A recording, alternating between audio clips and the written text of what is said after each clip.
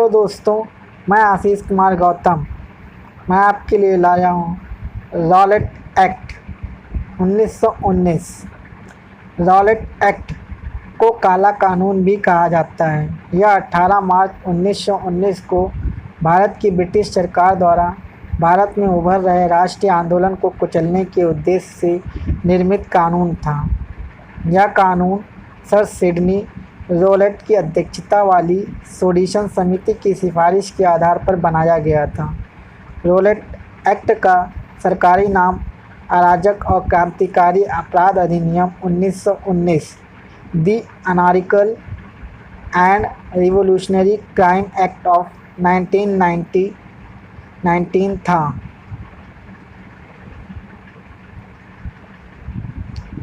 महत्वपूर्ण बातें।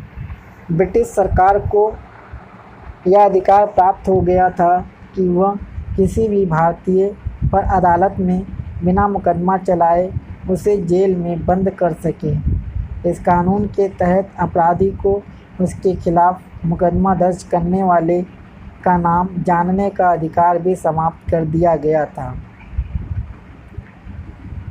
नंबर 2, राजद्रोह के मुकदमे की सुनवाई के लिए एक अलग न्यायालय स्थापित किया जाना चाहिए। नंबर 3, मुकदमे के फैसले के बाद किसी उच्च न्यायालय में अपील करने का अधिकार नहीं होना चाहिए। नंबर 4, राजद्रोह के मुकदमे में जजों को बिना जूरी की सहायता से सुनवाई करने का अधिकार होना चाहिए। नंबर 5, सरकार को यह अधिकार होना चाहिए कि वह बलपूर्वक प्रेस की स्वतंत्रता का अधिकार छीन ले और अपनी इच्छा अनुसार किसी व्यक्ति को कारावास में दे या देश से निष्कासित कर दे। वास्तव में क्रांतिकारी गतिविधियों को कुचलने के नाम पर ब्रिटिश सरकार भारतीयों की व्यक्तिगत स्वतंत्रता को समाप्त कर देना चाहती थी। इस कानून द्वारा वह चाहती थी कि भारतीय किसी भी राजनीतिक आंदोलन में भाग न लें।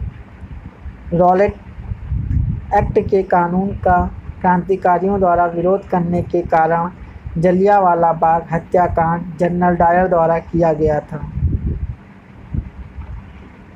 रॉलेट एक्ट कानून का परिणाम। रॉलेट एक्ट के विरोध में पूरे देश में विरोध प्रारंभ हो गया। मदन मोहन मालवीय और मोहम्मद अली जिन्ना ने इसके प्रतिवाद में केंद्रीय व्यवस्थापिका के सदस्यता से त्यागपत्र दे दिया। इस कानून को भारतीयों ने काला कानून कहा। इस कानून के विरोध में देशव्यापी हड़तालें, जुलूस और प्रदर्शन होने लगे।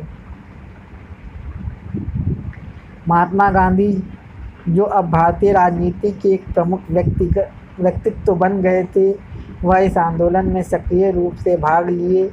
चंपारण, खेड़ा और अहमदाबाद में अपनाए गए सत्याग्रह रूपी हथियार का प्रयोग एक बार फिर उन्होंने रॉलेट एक्ट के विरोध में करने का निश्चय किया। हड़ताल के दौरान दिल्ली आदि कुछ स्थानों पर भारी हिंसा हुई। इस पर गांधी जी ने सत्याग्रह को वापस ले लिया और कहा कि भारत के लोग अभी भी अहिंसा के विषय में जड़ रहने के लिए तैयार नहीं हैं। महात्मा गांधी जी ने व्यापक हड़ताल का आह्वान किया। रॉलेट एक्ट गांधी जी का राष्ट्रीय स्तर का प्रथम आंदोलन था। 24 फरवरी 1919 के दिन गांधी जी ने मुंबई में एक सत्याग्रह सभा का आयोजन किया था और इसी सभा में तय किया गया और कसम ली गई थी कि रॉलेट एक्ट का विरोध सत्य और अहिंसा से करेंगे।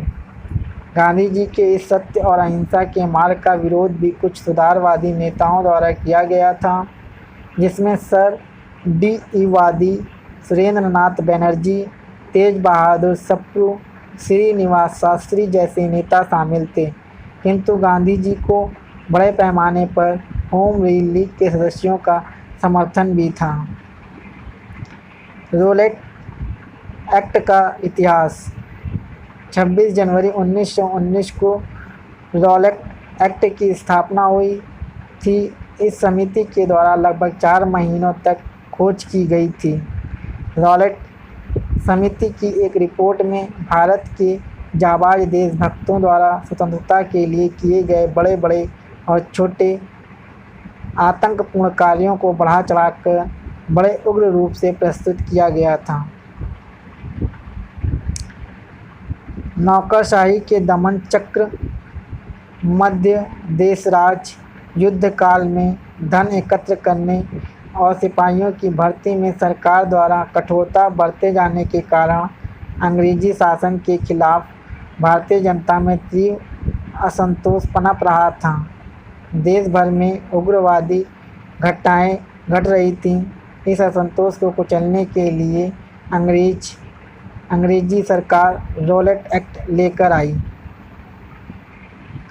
सरकार ने 1916 में न्यायाधीश सिडनी रॉलेट की अध्यक्षता में एक समिति गठित की जिसे आतंकवाद को कुचलने के लिए एक प्रभावी योजना का निर्माण करना था।